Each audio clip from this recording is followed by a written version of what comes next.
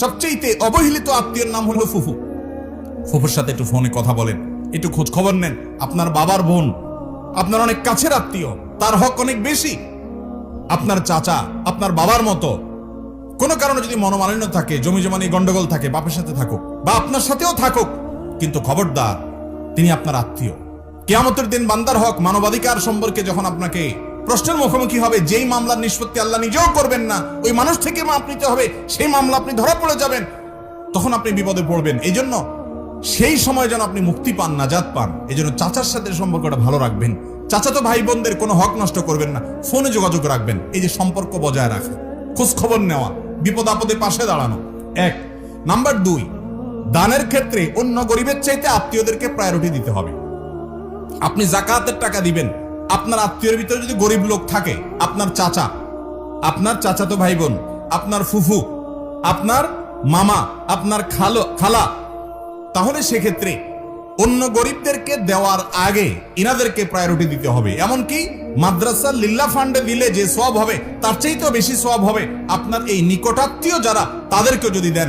লিল্লাহ ফান্ডে দিলে তার সওয়াব বেশি হওয়ার ভিন্ন কারণ আছে, যে আলেম তৈরি করার ক্ষেত্রে আপনি সহযোগিতা করলেন, কিছু এখানে দেন, কিছু ওখানে দেন। কিন্তু আপনার রক্ত সম্পর্কীয় আত্মীয়দের ব্যাপারে নবী করিম সাল্লাল্লাহু আলাইহি সাল্লাম বলেছেন, আস-সাদাকাতু আলাল মিসকিনি সাদাকা, সাধারণ গরিব মানুষকে তুমি দিলে একটা দানের সওয়াব পাবা। ওয়াস-সাদাকাতু আলাল আকরিবাই আও আলা যিল কুরবা সিলাতুন ওয়া সাদাকাতুন, আর তুমি যদি তোমার রক্ত সম্পর্কীয় আত্মীয় যাদের কথা বললাম, এদের মধ্য থেকে কেউ যাকাতের হকদার গরিব মানুষ হয়, তাদেরকে যদি তুমি দান করো, তাহলে সেই দানের কারণে ডাবল সওয়াব পাবা। একটা হলো যাকাত আদায়ের সওয়াব পাইলা, আরেকটা হলো তুমি যে তার আত্মীয়কে টাকা দেওয়ার মাধ্যমে সম্পর্ক ভালো করলা, এই জন্য তুমি সওয়াব পাবা। এই জন্য আত্মীয় স্বজনদেরকে দানের জন্য প্রায়োরিটি দিতে হবে। শুধু যাকাত বলে কথা নয়, এমনি হাদিয়া তোহফা বলেন, সাধারণ দান বলেন, আপনি আত্মীয়দেরকে আগে দিবেন।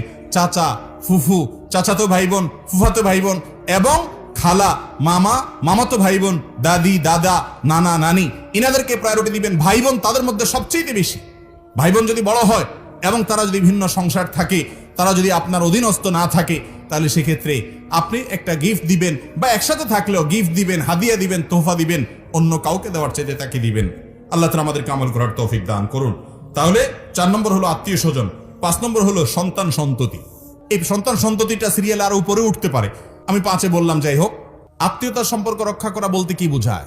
আত্মীয়তার সম্পর্ক রক্ষা করতে বোঝায় হলো যাদের সাথে আপনার রক্তের সম্পর্ক আছে, ব্লাডের সম্পর্ক আছে, আপনার শরীরের রক্ত তার শরীরের রক্তর কানেকশন আছে, এই মানুষগুলো হলো আপনার রক্ত সম্পর্কীয় আত্মীয়। তাদের সাথে আপনার সম্পর্ক রক্ষা করতে হবে। সম্পর্ক রক্ষা করা মানে কোনো কারণে তাদের সাথে সম্পর্ক ছিন্ন করতে পারবেন না, জায়েজ নাই, কোনো যুক্তিতে না। হ্যাঁ, কোনো আত্মীয় আপনার উপরে অন্যায় আচরণ করে, আপনি সম্পর্ক রক্ষা করতে গেলে উল্টা আরো চড়াও হয়, নানাভাবে ক্ষতি করার চেষ্টা করে, তখন আপনি আত্মরক্ষার জন্য দূরে থাকতে পারেন। এই ছাড়া অন্য কারণে আপনি আপনার রক্ত সম্পর্কে আত্মীয়ের সাথে সম্পর্ক ছিন্ন করতে পারেন না।